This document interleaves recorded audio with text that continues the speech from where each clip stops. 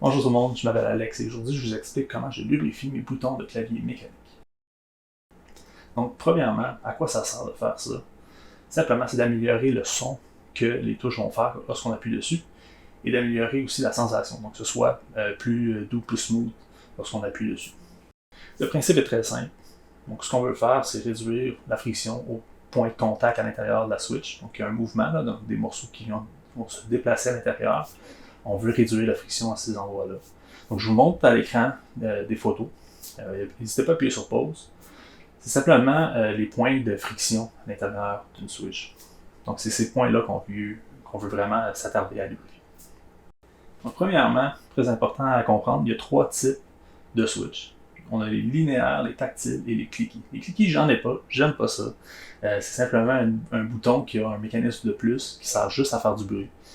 Donc ça, j'en ai pas. Généralement, on va pas les lubrifier beaucoup de toute façon. Ensuite de ça, il y a les tactiles. Les tactiles, c'est beaucoup plus commun. Donc à ce moment-là, lorsqu'on appuie dessus, il y a un point de résistance, donc lorsqu'on appuie, qui nous indique quand le bouton est activé. C'est très important, ces boutons-là, on ne vient pas vraiment les lubrifier de la même façon que des linéaires. Parce que les linéaires, elles, n'ont pas cette bump-là, si on veut, ce point tactile de résistance, si on veut. C'est vraiment smooth du début à la fin. Donc ceux-là, on peut les lubrifier un petit peu plus abondamment. Je vais vous montrer plus en détail ce que ça fait. Donc la première des choses, c'est qu'on va ouvrir des switches. Je vais vous expliquer les outils que ça vous fait et c'est quoi les différentes parties qui forment une switch, un bouton. Donc on va regarder ça à l'instant. Donc des switches, ça ressemble à ça. Aujourd'hui, on va travailler avec une Prevail Epsilon. Donc ça, c'est une switch linéaire. Apparemment très talky, donc très sonore. C'est 5 morceaux, une switch. Donc le premier, c'est le capuchon. Donc vous pouvez voir au-dessous, ça tient avec 4 clips, 4 petites attaches. Ça, c'est la base. Donc la base qui va tenir dans le fond tous les autres morceaux à l'intérieur. Et à l'intérieur, vous voyez aussi, ce qui brille, c'est la feuille. C'est ce qui va faire le contact lorsqu'on appuie sur le bouton, ce qui ferme le circuit. Ensuite, on a le ressort. Donc différents types, différents poids. Donc assez simple, c'est ce qui fait le mouvement, ce qui fait que la switch remonte. Ça ici, c'est la tige, donc le stem. C'est ce qui va bouger à l'intérieur du bouton de clavier mécanique.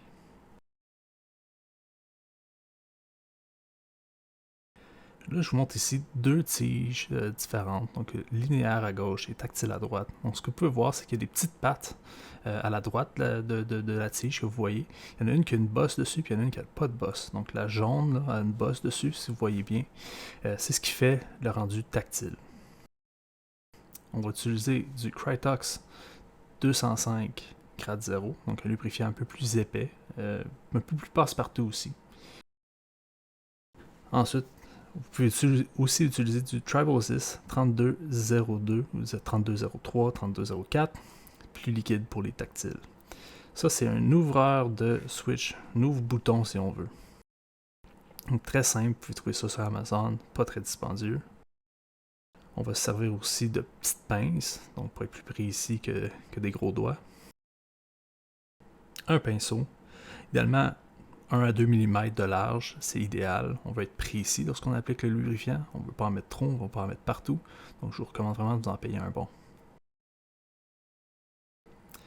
Ça, c'est optionnel, mais je ne sais pas comment ça s'appelle, ça sert à tenir les tiges. Donc c'est vraiment idéal pour ça. Ça, c'est une station de lube. Donc un lube station, ça sert à lubrifier des switches de clavier. C'est vraiment fait pour ça. Encore là, optionnel. Et ça aussi, très optionnel, des films. Donc je vais en profiter, je vais filmer les switches. Donc ça, c'est simplement un petit morceau de polycarbonate qu'on vient mettre entre les deux moitiés du bouton.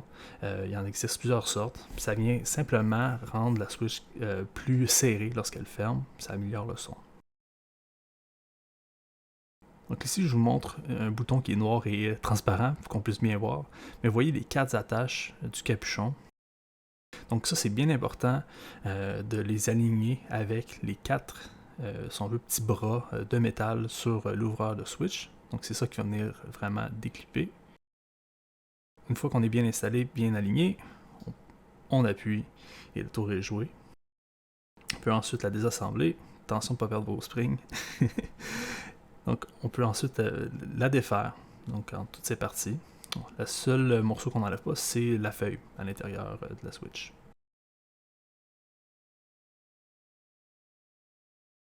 Donc là, on va s'installer pour travailler. Donc j'ai deux stations, si on veut, là, pour lubrifier mes switches.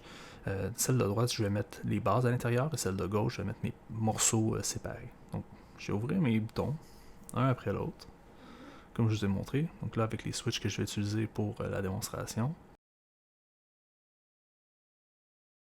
Délicatement, pas perdre le ressort. Donc là, j'ai le capuchon en main avec la tige, je la mets dans un compartiment. Ensuite, le capuchon dans un autre, puis le ressort dans le troisième. Comme ça, on travaille de toute façon super organisé. Puis on est sûr de rien perdre.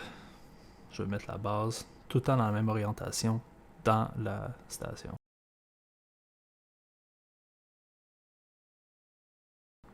Donc là, en accéléré, je vais faire toutes les switches que j'ai à faire. Je crois qu'il m'en restait peut-être une vingtaine ou une trentaine à faire.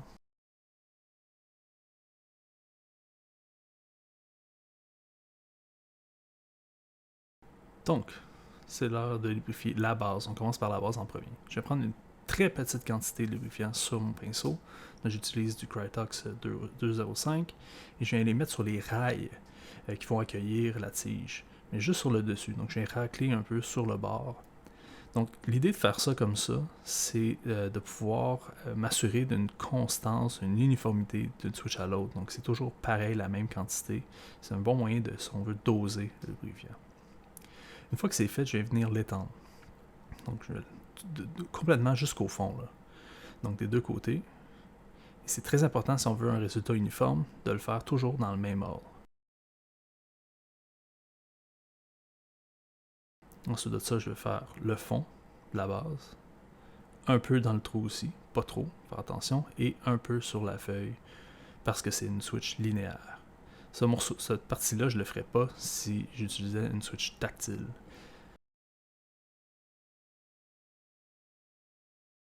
On peut enlever un surplus s'il y en a. On n'est pas supposé de voir le blanc du lubrifiant. On veut simplement que ce soit un peu brillant, un peu lustré. Ensuite, j'applique le film. Donc la partie du bas, vous voyez qu'il y a un trou. On l'aligne avec le trou qui est fait pour entrer une lumière d'aile, que je n'ai pas, que j'installe pas. Mais bref, on l'enligne quand même. Donc pour les ressorts, très simple, pour que ça aille très vite, j'utilise un petit sac réutilisable, si on veut, là, à collation. Je viens mettre une quantité assez généreuse de lubrifiant à l'intérieur et je vais y mettre tous les ressorts en même temps. Ensuite, je le ferme. Puis, je vais le gonfler un peu pour ensuite le secouer vigoureusement quand même pendant environ 30 secondes. Et là, tous les ressorts sont lubrifiés de façon assez égale. Petit truc de paresseux si ça vous tente pas de faire un par un. Une fois que c'est fait, j'insère dans la base. Puis on passe à la tige. Donc là, j'utilise une tige noire pour qu'on puisse bien voir le lubrifiant dessus.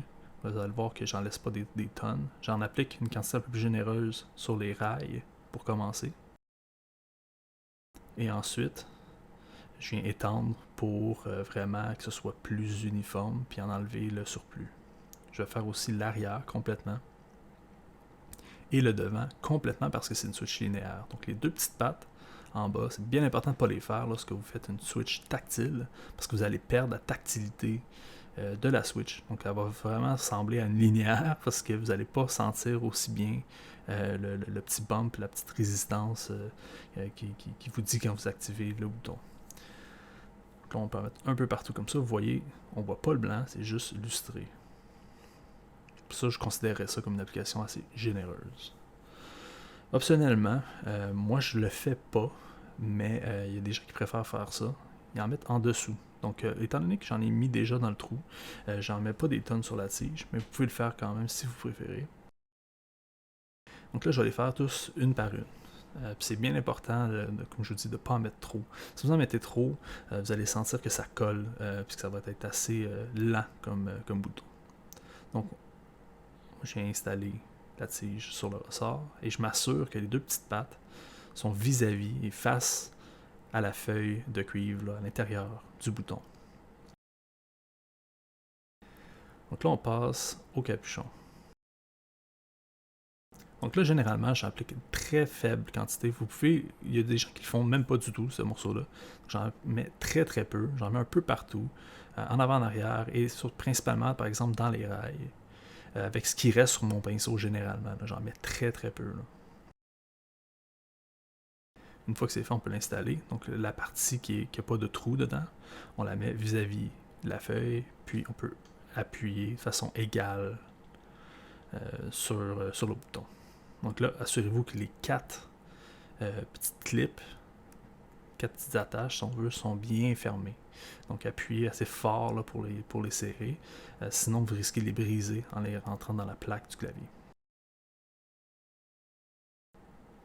Un petit test pour s'assurer qu'il n'y ait pas de bruit anormal. Ça semble bien, on continue. Donc là, je fais toutes les bases à la chaîne. L'idée de faire ça comme ça, c'est simplement de m'assurer d'une uniformité. Donc comme ça, je peux rectifier, je peux m'assurer, comparant une à l'autre, qu'ils ont tous à peu près la même quantité de lubrifiant. Puis ensuite, je vais tout étendre, une après l'autre aussi. Même chose pour les tiges, les stems. Et même chose pour les capuchons. Ensuite, je les ferme une à une, en m'assurant toujours qu'ils sont bien fermés. Et c'est terminé. Donc, les switches, une fois qu'ils sont prêtes, moi je les mets dans un sac ou dans un petit contenant que vous allez voir plus tard, que j'achète chez Ikea. Donc j'espère que ça vous a aidé. C'est pas plus compliqué que ça. Ça fait une grosse différence. C'est pas cher du lubrifiant. Ça vous coûte environ 15$ pour faire l'équivalent de 3 ou 4 ou 5 claviers. Donc ça fait une bonne différence en termes de son et en termes de rendu, là, où est-ce que vous appuyez sur le bouton. Vraiment, la plupart des switches, sauf les cliquets, valent vraiment la peine d'être faites. Donc j'espère que ça vous a aidé.